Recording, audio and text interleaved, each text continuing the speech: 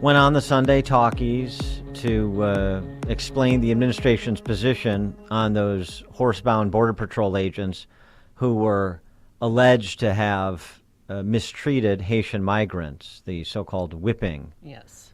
Wrongly accused of that, of course. Joe Biden said that they will be held to account. Right. Alejandro Mayorkas was horrified at the images. Remember this famous formulation by Mayorkas about what exactly we're investigating. This was when he appeared with Jake Tapper, leads in with Biden's comments, and then Mayorkas. I promise you those people will pay. They will be, there's an investigation underway now, and there will be consequences. There will be consequences. I will not prejudge the facts. I do not in any way want to impair the integrity of the investigative process.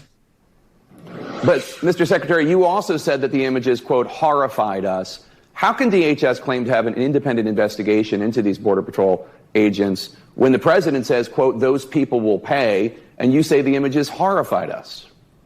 Jake, I think it's quite clear that what the images suggest horrified the American public. That is quite different than learning what actually happened, determining the facts, and the fact determinations will be made in an independent investigation by the Office for Professional Responsibility. I mean, this is a former U.S. attorney supporting the launching of an investigation and covering for Biden's comments. They will be held to account. Well, that's a judgment that's been made for what appears to be the case, so that he doesn't have to comment on what we knew to be the case prior to that investigation. It's really smarmy business on by Mayorkas there. And then he went on Joy Reid and said this independent investigation that he's very serious about will be completed post haste and the results released to the public for consumption. And that's captured by photographers with respect to the activities of Border Patrol agents on horseback. We do not condone, we do not tolerate any mistreatment of any migrant. What we did is we directed an immediate investigation of the events that were captured in the photographs and on video. I have ensured that the top leadership of the Office of Professional Responsibility lead that investigation and that it be conducted thoroughly and swiftly. We need this resolved swiftly, and in fact, I anticipate that the results of the investigation will be available by the end of next week, and I have committed to making those results public. That was the third week of September. I know. I remember when these pictures were released and people on social media compared them to slave catchers in the antebellum South. I mean, they were the split reins is what you used to maneuver the horse with. They were not whipping Haitians with it. Mayorkas saying there, and then Joy Reid's little program, that he doesn't condone the mistreatment of migrants. Well, that sort of indicates that you believe they were mistreated in this case. That doesn't sound like somebody who's withholding judgment. It sounds like somebody who's trying to walk the line for the administration, which is what he's actually doing, and which is why I've characterized him as Muriel from Animal Farm. If you don't get the reference, look it up. So those statements from September by Mayorkas. Now, yesterday, he's before Senate Judiciary Committee, and Mike Lee raises this issue of the dispensation of the case. Where is it? The dispensation of the investigation. And if Mayorkas thinks he afforded himself well as it pertains to standing up for his personnel in that moment.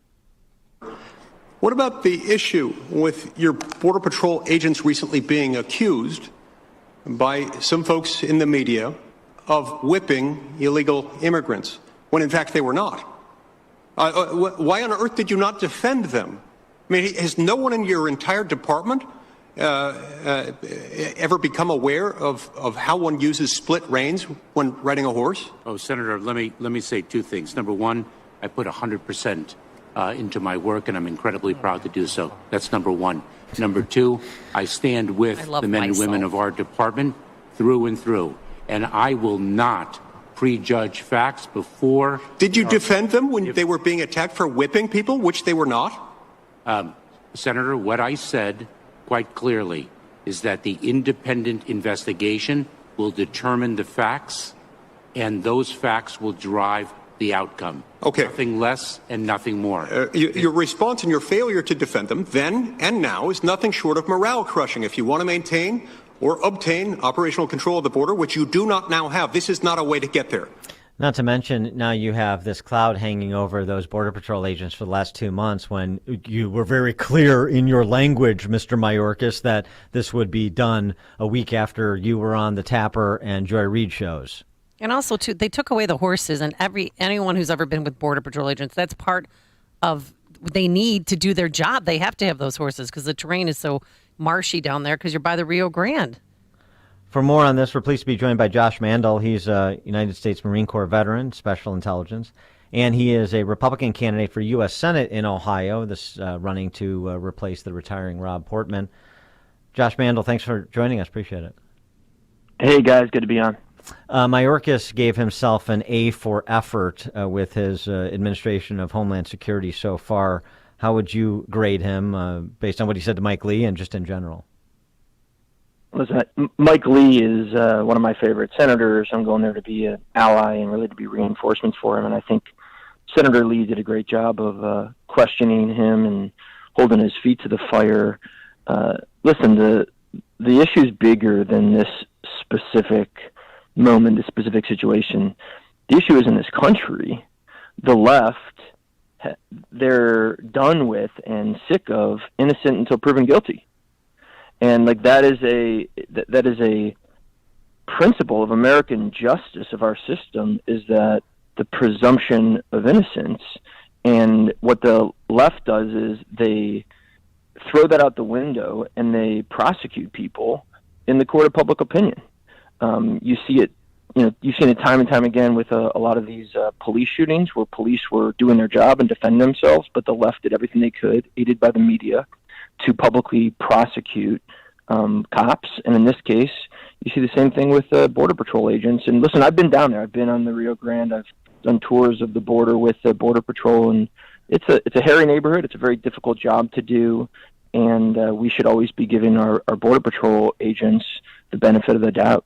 But when are they going to give this up? I mean, I think if anybody looks at the photographs, they realize they weren't being whipped. And in fact, you see one of the Haitians actually grabbing the bit of the horse, trying to pull the horse down.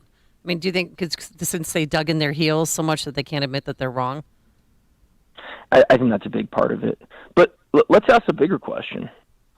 There is an enormous body of water between Haiti and Texas. How did 15,000 Haitians, one of the poorest countries in the world, get from Haiti to Texas? That doesn't happen by accident. This isn't a crisis. This is an invasion. It's a Soros-funded, Obama-coordinated, Biden-enabled invasion of our country. And just on the matter, too, these bigger issues, and I agree about what these indicate. These are examples that indicate a bigger crisis afoot. We have the same thing with the Rittenhouse case that is now with the jury, where Joe Biden characterized him as a white supremacist right from the outset without having any facts either. Then candidate for president, no less, characterizing Kyle Rittenhouse as a white supremacist. I mean, that's another example of guilty until proven innocent. Absolutely. Listen, I'll give you an example. When I was in the Marine Corps, my second tour, I served in a town called Haditha. And, one of the units that was in Haditha before our unit was there, there was a situation that the media and some politicians described as the quote-unquote Haditha Massacre. Well, at the end of the investigation of the quote-unquote Haditha Massacre, no one was charged with murder or anything like that, or no one was found guilty of murder or anything like that. But I tell you what, the politicians and the media, they ruined some of these Marines' lives and careers. And they have no problem with that. The media and the Democrat Party, which are now one and the same, the media is a department of the Democrat Party, they treat Marines, soldiers, sailors, airmen, cops, border patrol agents, guilty until proven innocent. This is a serious, serious divide in our country where the left looks at anyone who's wearing a uniform, carrying a weapon to protect America as a bad guy. I mean, think about this. I mean, this is just counter to everything we learned as kids and everything we're trying to teach our kids. The left is trying to teach our kids that whether you're a cop, you're a Marine, you're a border patrol agent, you're a bad guy. It's wrong. It's horrible. And I mean, that's the bigger issue we're dealing with here. Well, and now sort of a corollary to that is those bad actors on the left, when they're caught having committed bad acts, there are no consequences. And Sure. People are really frustrated with that, too. A prime example would be Adam Schiff. Adam Schiff and the lies that he told for years perpetuating the Russian collusion narrative. He's on with Chuck Todd just the other day, he's asked if any regrets now that we know with the indictments of Danchenko and Sussman, we know that the Christopher Steele dossier was trashed. You were touting it. Any regrets? And he said this. But you helped give it credibility. Do you regret it? I don't regret saying that we should investigate claims of someone who, frankly, was a well-respected British intelligence officer. And we could have known, of course, years ago that we would learn years later that someone who was a primary source lied to him. Being on the left means never having to admit wrongdoing and never being held to account for wrongdoing, whether you admit it or not. And Schiff is a good case study in that.